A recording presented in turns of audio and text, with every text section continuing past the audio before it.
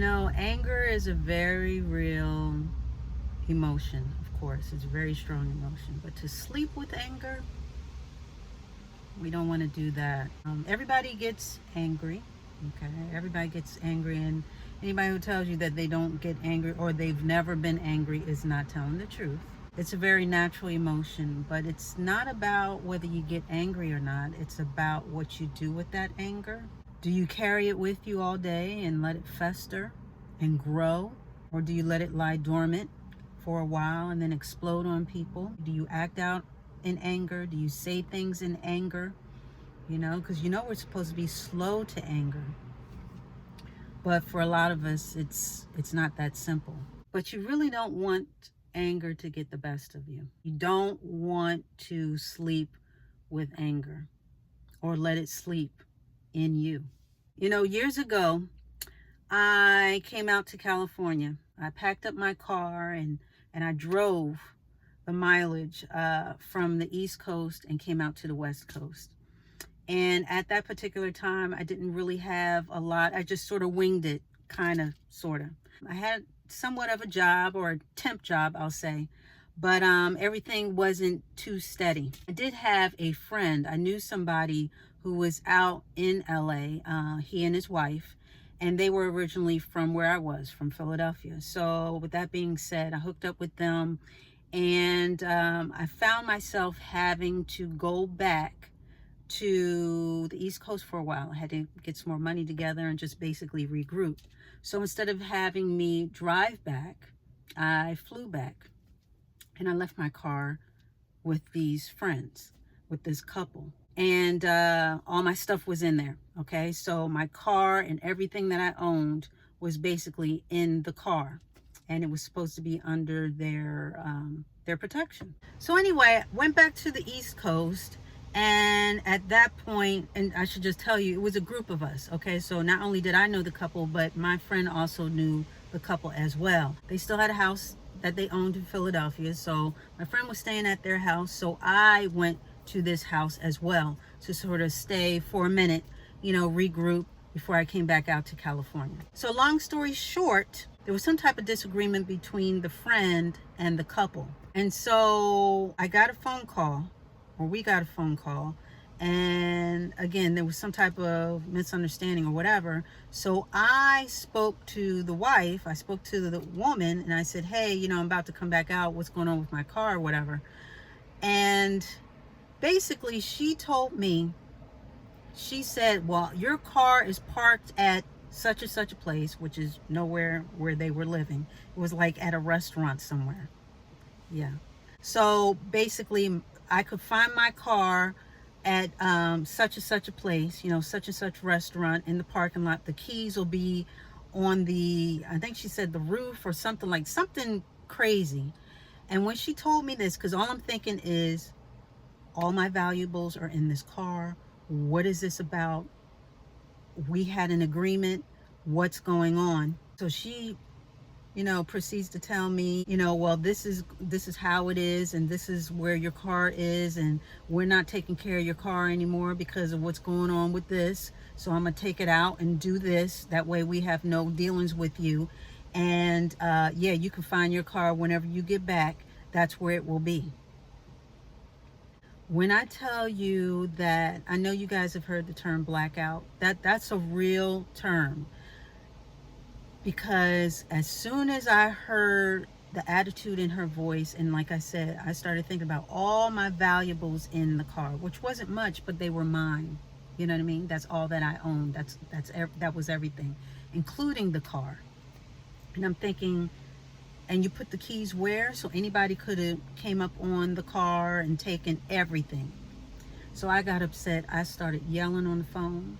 And I started telling her that she was, that this wasn't right, and how dare you, this and that, and we had an agreement. I went off. I don't remember ever being that angry before. I'm sure I was maybe one time before, because normally that's not me. But when I started thinking about all the possibilities of what could have happened or what could happen to my car, and just how I felt like it was petty for her to take out something on me when I had nothing to do with whatever agreement my friend, and they had. I went off. I blacked out. And when I say I blacked out, I don't remember everything that I said, and I don't remember anything. I had tunnel vision.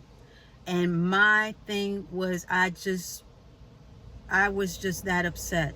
I think I saw red at that point too, which is a very real term too. I got so upset, my heart started beating, my mouth ran dry, and I could just feel the heat in my face build up. That's how angry I was. I blacked out. I definitely blacked out. So, just to let you guys know, everything turned out okay because that was God.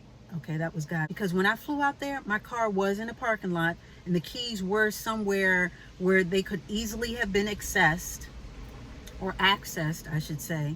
And someone could have easily gotten in my car with all my things and just drove off. But only because of God was all my stuff there. But I felt hurt, and I felt so angry that this person would do this to me. Even though I'm glad that I told her how I felt at the moment, I let it out. The way that I let it out wasn't the greatest way. Even though she was on a 10, I didn't have to be on a 10 with her. And the fact that she was able to drag me emotionally to where she was, as far as being petty and whatever else she was saying, because like I said, I don't remember because I blacked out. Drag me to a place that was unfamiliar territory, so to speak, wasn't good, because I let her manipulate me at that point as far as emotions. Again, it's okay to feel angry, but the way that I reacted wasn't good for me. Okay, it wasn't good for me physically as well, because like I said, I could feel it all through my body. My face was hot, my body, my heart was going, and I just was on on another level. So I didn't like that feeling. I didn't like that experience. So slowly but surely, I started to train myself and started to add tools to my emotional toolbox to sort of deal with situations, so I never get to that point ever again. I never allow anyone to get me that angry and that demonstrably angry ever again. And I now do not allow anyone to knock me off my square, as I always say, and get me to that point. And I just want to impart to you guys that anger can lead you to some dark places. And a lot of people know what buttons to push.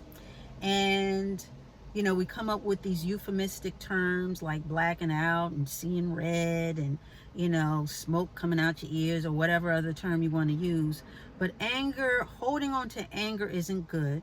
But also the way that we express our anger can be more harmful to us, as well as to other people. If there's a healthy way of expressing your anger, which there's a healthier way, I'll say, and that's really what we want to go to as far as with anger, because it's not good to keep it in. Okay, you don't want to keep it in and let it fester and grow, and you don't want to keep it and let it lie dormant for a while, to the point where at some point you just explode on somebody and let everything out. But you don't want to be triggered over stuff that you've been holding on from the past, okay, that you've never expressed, and be triggered by something that has just happened. You don't want that to happen either. Any anger that you have not basically expressed from your emotional glands, that can be corrosive. And being angry all the time and triggered all the time, not only is that not good for you emotionally,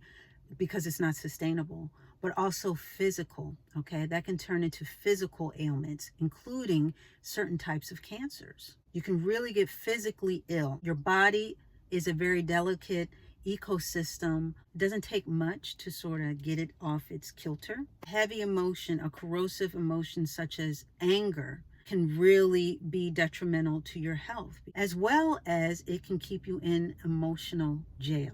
Okay, now we talked about that before as far as jealousies and a couple other things. And anger is no different. It can keep you in captivity, keep you stagnant if you hold on to stuff, keep you acting out, acting in ways that may be outside of your character, and have you doing things that you normally would not do. Okay, you don't want to be violent, you don't want to explode on anybody, you don't want to implode and cause yourself any type of injury inside, like I was talking about, illnesses, and leaving yourself open to certain type of breakdowns in your body. So it really is about balance. It's not about not ever being angry. It's about what do you do with that anger, okay?